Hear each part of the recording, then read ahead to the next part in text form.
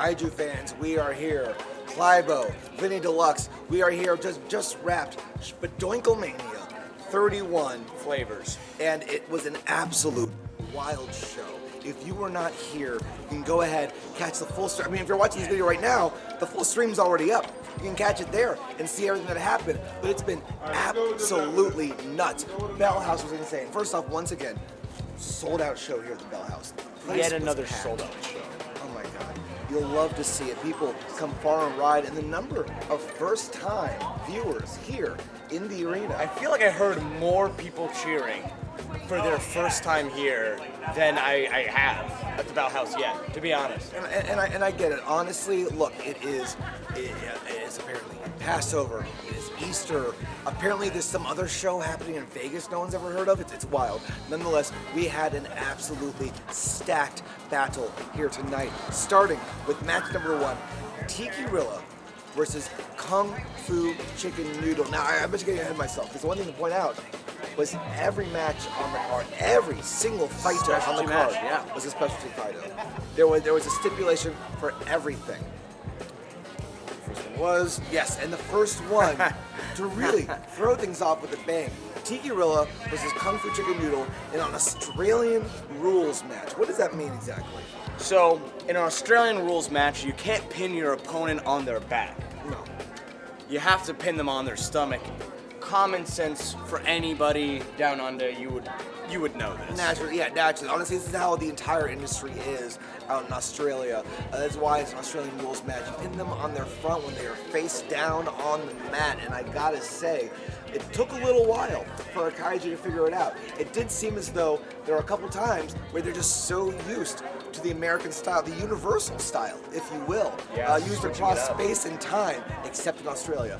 And it was very hard for them to pick that up. But Soup, rolling his way around, using his ring awareness, the old crafty veteran, still with a few tricks. Now that he's got that new label up on his can, it will rock things out.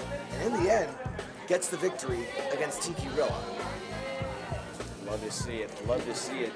Then immediately after that, as we check our notes, we are wiped, folks. We are wiped. And after the day we've had, absolutely insane. Yes. And you know why I'm so wiped? Oh my God. After this big battle? How did I even forget about this? Yeah. Are you right okay? After that Australian match, I got picked up, but like it was the Cincinnati Zoo, yoinked into the ring by Tiki Rilla. Too soon. Up in the air and thrown straight into the ground. This poor man puts his body on the line, gets too close to the animal, and somehow lives to tell the tale. But you were nearly stretchered out, leaving me on my own. Yeah, Dundee and Salbino had to literally roll me out as if I was soup. It's absolutely, I mean, at this point, your brain might as well be. It's absolutely insane. But of course, going into, we had a rare video call, I guess, audio message from our new Kaiju commissioner, who, again, with budget cuts, I mean, look, our ring was only half the size. We could only afford half the ring, so close to the ground. I'm just glad that we didn't lose half our size in area. We lost half our size in height. That's true. It seems like they had to shave off the legs of the ring to get it lower. I think there's something about that it's easier, I think, from an engineering standpoint. But nonetheless, he goes ahead and tees up, forces poor Clybo, still injured, to come back because our health benefits are crap here, and forces us to be the bad guys and announce that the next match was a workforce reduction match. Both Fightos, Super Minion 13, both Super Minion 13 and Burger Bear, before the match even started, were fired. And the only way to get their job back was to sign a contract hanging from the corner in the ring. Whoever signed that won the Fighto and remained employed by Kaiju Big Bad. It was rough, and in the end, we saw that Burger Bear lost their job. Heartbreaking. Burger Bear, an obvious favorite, an absolute fan favorite. I mean, at this point, tied to a chain nationwide, you'd think he'd be the one with job security, but no, not the case. Well, though, we do hear some news later down the line that because of the Field Workers Union, he did get to go ahead and keep his job after all. It was against union rules. Even the Kaiju Commissioner can't fight the good people at the union. And you know what? Really interesting. I never thought I could say this, but I actually have something in common with Burger Bear, in that I also got fired almost immediately after this. That's right. Dr. Cube comes out to announce that Los Platanos in the next match that was supposed to be for the Double Danger Tandem titles were not there. Dr. Cube coming in after his posse was announced. It was going to be Dr. Cube's posse, Darano, and that was I hit in the head? Yes, I was. Darano and Monger Kingu were supposed to be taking on Los Platanos, our Double Danger Tandem title holders. But unfortunately, Vinny, Los Platanos were deported and detained. How does this keep happening? How does this keep happening? Why are we still dealing with this? It was an all-ages show, but I would have some choice words right now if I was allowed to say what I wanted to say.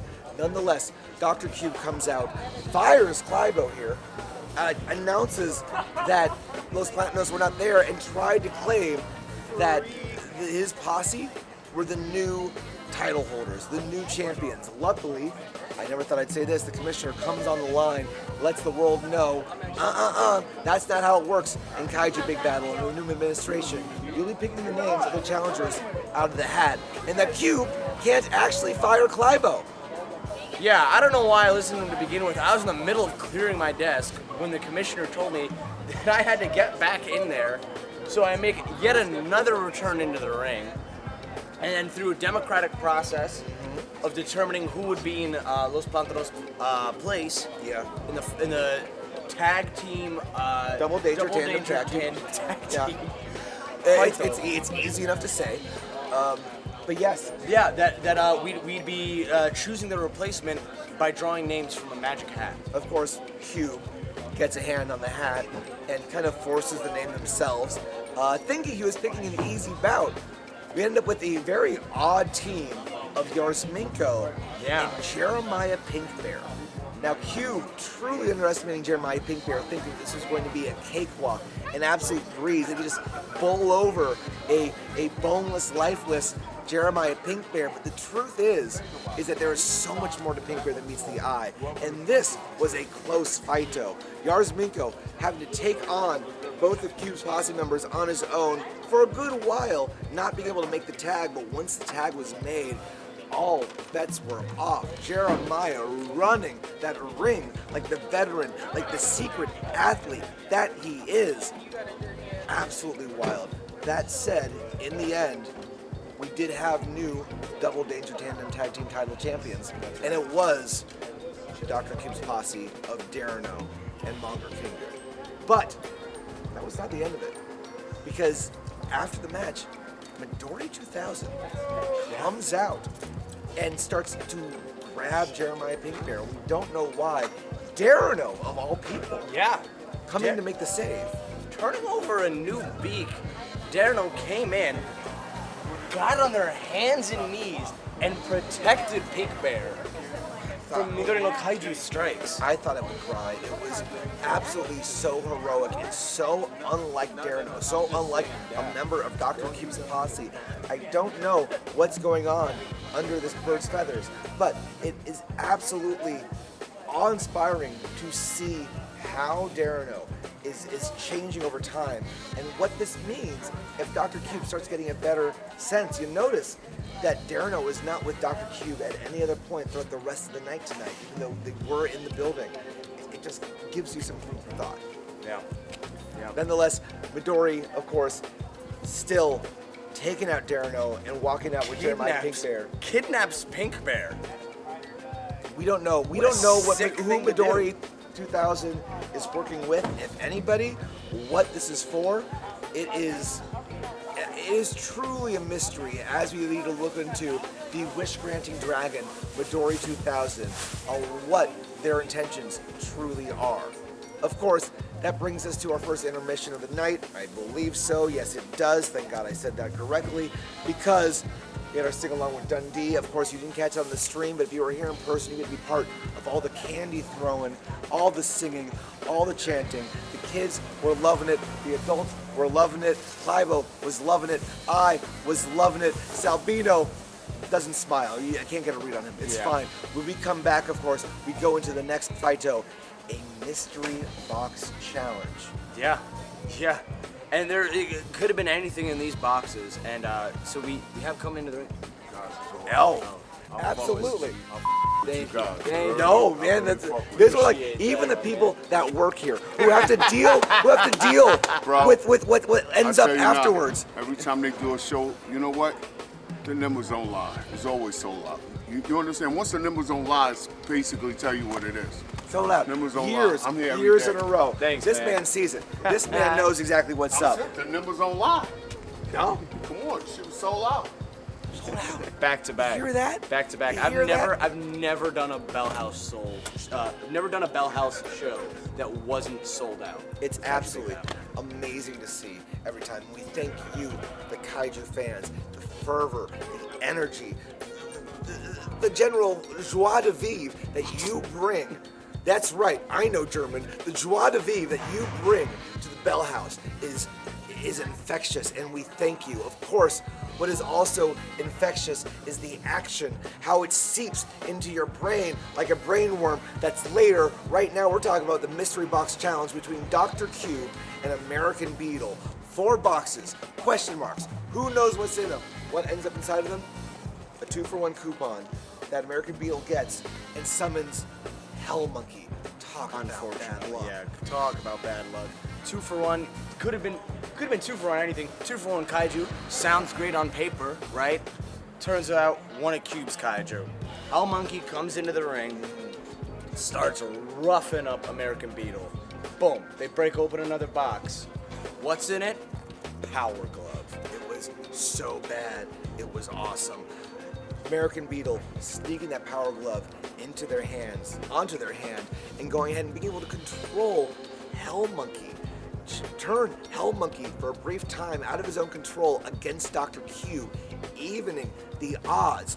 We had a 3rd box there filled with non-denominational bird flu eggs because we're accepting of all people. We're making sure that we're all kind of included here. I'm Jewish. I mean, it's Easter, but I understand it.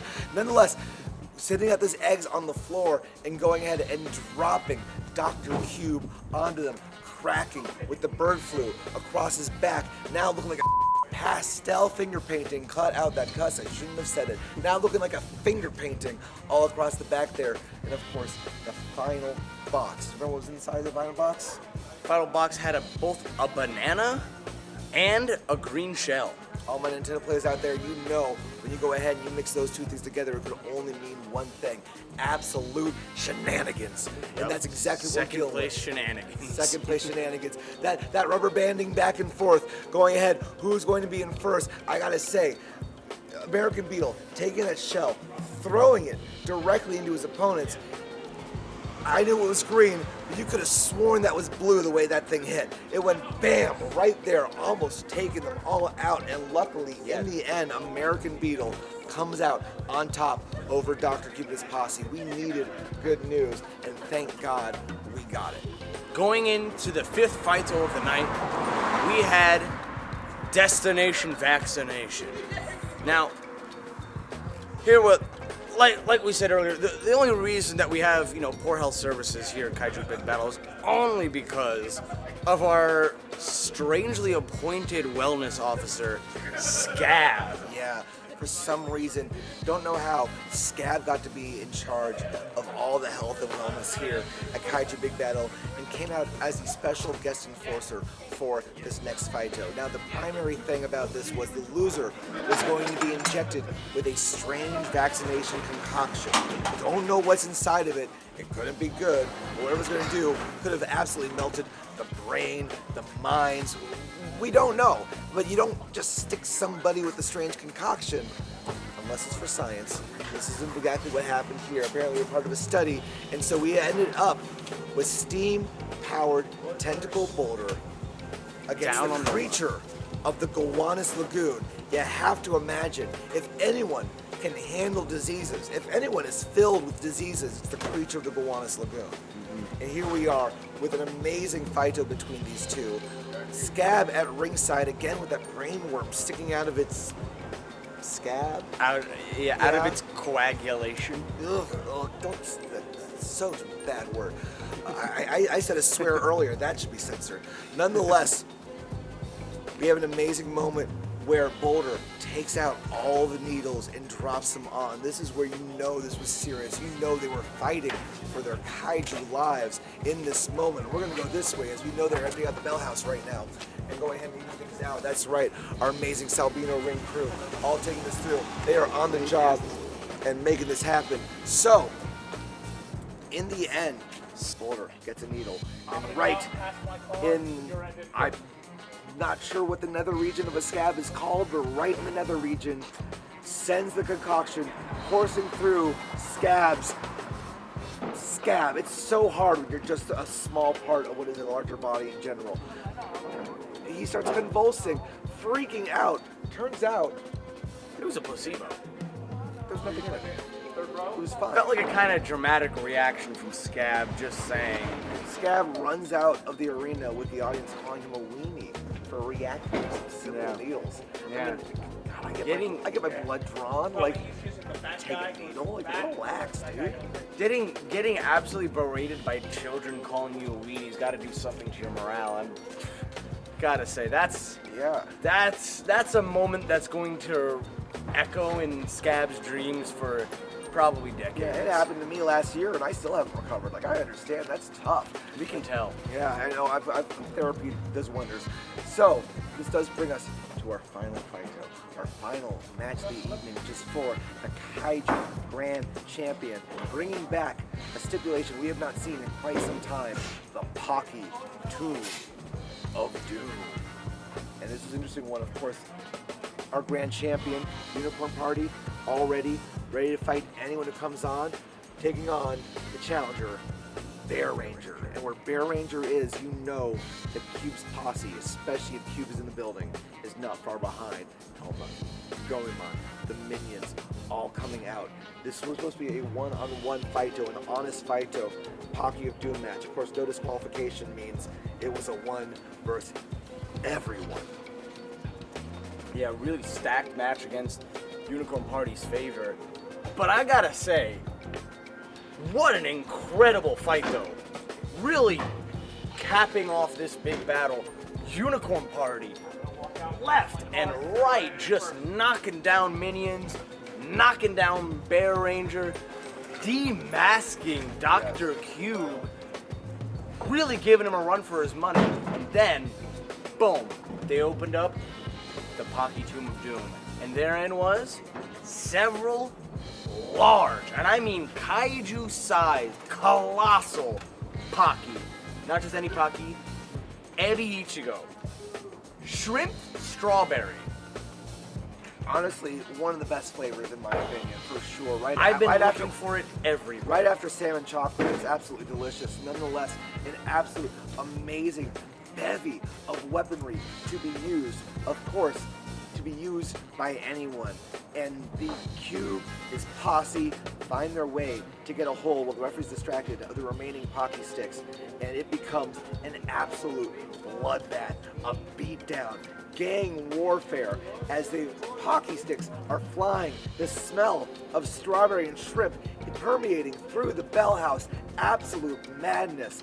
Luckily, at a certain point, in order to even the odds, the prodigal daughter, the hero we've all been promised, Skydeviler, comes to the rescue of Unicorn Party to even the odds, to take things out. And I gotta say, this was absolutely beautiful. Skydeviler taking over left and right, Unicorn Party diving over the audience, over the top rope, on top of all the minions. But in the end, there was one minion not amongst them, Bear Ranger, sneaking in the back, a talking stick in hand, taking out Unicorn Party, taking out Skydeviler, and eventually, after a noble but arguably ill-timed jump off the top rope by Unicorn Party, lands on Hellmonkey, catching our hero and dropping him into the Pocky tomb of doom with a single Pocky stick to the forehead to cinch the deal, to close it out.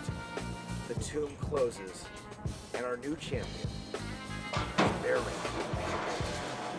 Biggest upset I've seen in a big battle. Honestly, incredibly valiant defense from Unicorn Party. What a wild comeback seeing Skydeviler again. I was talking to people in the audience that haven't seen Skydeviler since they were this big. That For really, scale. Yes, right. Life size. It's absolutely insane to see the growth of Skydeviler, to see the hero she has become is absolutely amazing. Unfortunately, that was not enough. We are now with a new champion, the title in Dr. Cube's hands, really. Bear Ranger as a title, but it's really in Dr. Cube's hands. Yeah. It's tough to Yeah. see.